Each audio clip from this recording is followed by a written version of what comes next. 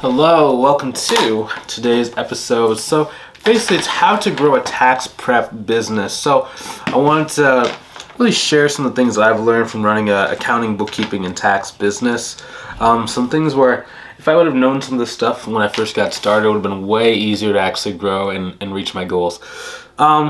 Also, if you want some help growing your business, like maybe you've been thinking about growing your business, it's just not quite going the way that you want, or, you feel that if you did have like a better process, you'd be able to actually grow it a lot faster. If that's something that you think would be helpful for you, go ahead and click the link inside the description either above or below the video to see if our mentorship program can be a good fit for you and what you're trying to do in your business. So first I want to start off with the student spotlight. So I want to shout out James. So James actually got his third client, and I think he got like a 9% return on his Forex trading last week. So some of our students, they do a mixture of like, first they grow their business, then they have other like investments, like some people do real estate, some people do like investing, stocks, Forex, futures, options, etc., etc. So it's kind of cool when you see someone who not only is building their business, but is also able to take the money they're getting from their business and make more money with that by investing. So cool. So today, in terms of building and growing your tax prep business, I want to talk about a rookie mistake a lot of people make. And it's not having multiple services to really take advantage and capture the maximum money you can make from the energy generated from the busy tax season. So most people and most beginners in business, they only think about like, what is the first thing they can sell, right? Experienced, intermediate, and advanced business owners always think about like, what is the second thing I can sell? Because the first thing is going to generally generate like some, revenue inside the business, but the volume of it, as well as like the profit margins, in a lot of cases are not going to be that great.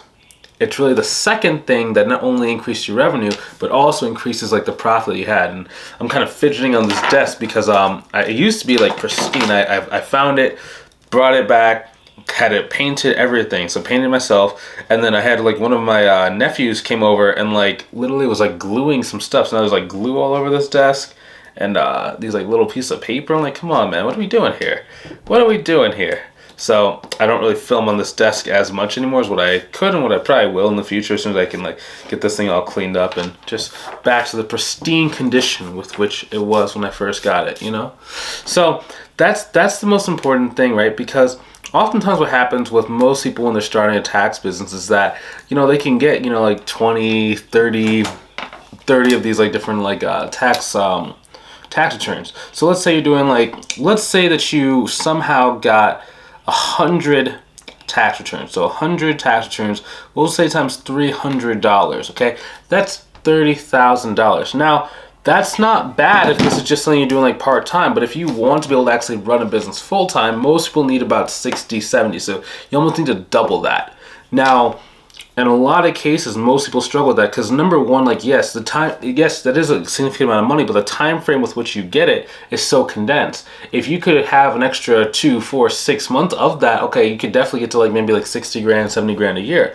But even then, trying to get to $100,000, $150,000 is very, very hard. So the way that we actually get around that is by offering monthly services like bookkeeping, payroll, AR management, invoicing, sales and use tax, etc., etc. So more of the monthly services that can keep, like when someone pays me, they don't ever have to stop paying me money. So it just keeps going, right? And let's say, so for me, for all the students we coach in our mentorship program, we encourage people to charge between $500 to $5,000 per month per client, right? So let's say that you have one client that stays with you for 1 year, right? That's $6,000. That's 500 times 12 is $6,000.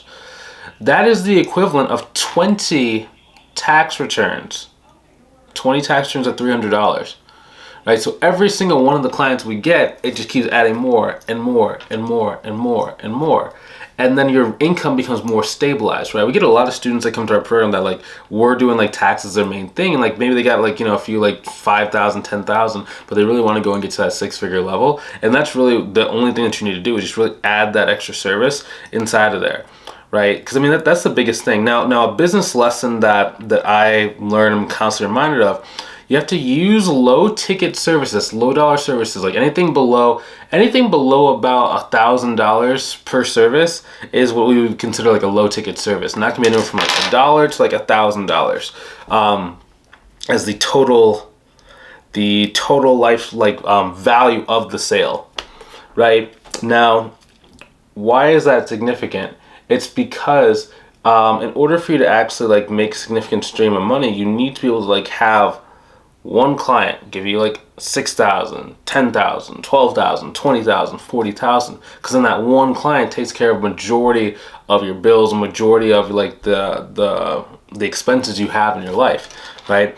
And then what I actually use taxes for, and this is something that we don't really talk that much about it, but we definitely are going to start talking more about as we start, talking more about like taxes to bookkeeping, is I actually use the income I make from the tax season to pay for advertising for bookkeeping and for the monthly services. So let's say that I know that my cost to get a new client with advertisements is about $500. Okay, so if I made $5,000 for the tax season, what I'm going to do is I'm basically going to go and get 10 clients, right? Because I'm just going to put that $500 in 10 times. So I just got 10 clients, and that's $6,000 per year per client. That's $60,000 I just made off that $5,000 influx from the tax revenue.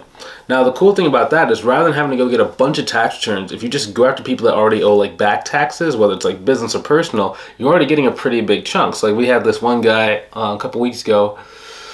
He basically was 6 years behind. So we charged him about, I think it's like $2,500, I believe, about $2,700.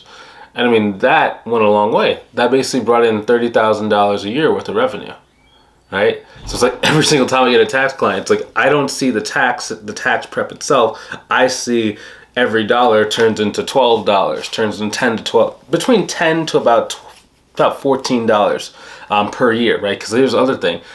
We're not just getting $6,000. That's 500 times 12. What if they stay for 24 months? Will they stay for 36 months, right? So 6,000, 6,000, 6,000. So if they stay for 2 years, that's $12,000 just gave me. If they stay for 3 years, that is $18,000 from one client paying me $500 a month that I got from $500 in ad spend from 2 tax returns. You know what I mean? So it's like when you start thinking more like that, you're going to grow your business a lot faster. And yes, you will have to kind of evolve past tax season, tax prep, but it's a much easier kind of way to kind of run the business and to like really live your life. So really theoretically, if you can just do like maybe one tax season at $5,000 that you earn from the taxes, and then you do that 2 years in a row, you should be at 6 figures in your business for bookkeeping, right? If you just reinvest the $5,000 and that $5,000 turns into $60,000, and then you do that the second year, so you make another $5,000. Maybe you don't even get new tax clients. Maybe you get the same tax clients to pay you again for that $5,000. Now you go get $60,000 worth of new bookkeeping clients. Now you're seeing $120 per year on top of the 10 or 5,000. So you're at $125,000 per year, and every single year just keep repeating that amount, right? Now there will come a point to where you do have to bring on like contractors underneath you, right? Because most people are going to cap out right when they get about like 10 to 12 grand per month worth of work. They generally, maybe don't want to do it themselves anymore just because they're making so much money. It just doesn't really make sense. One thing I've noticed, like once you kind of get past a certain revenue amount, usually it's like once you get past about like 6 extra bills, you start getting a little bit of bougie, and you generally don't want to do a lot of the stuff that you would have done in the past. If that makes sense.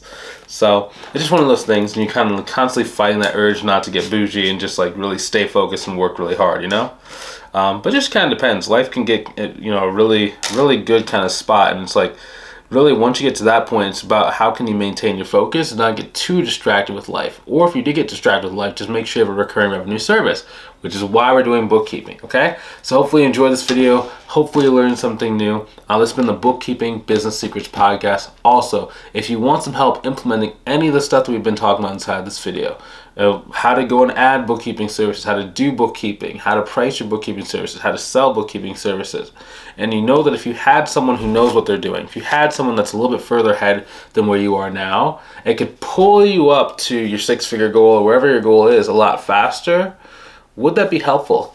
If the answer is yes, then I just invite you to go ahead and book a call to go see if our mentorship program can be the right one for you and to reach your goals, okay? If that's you, I'd love to see you on the call. If it's not you, that's okay too. I will see you inside of the next podcast episode. Take it easy. Talk to you soon.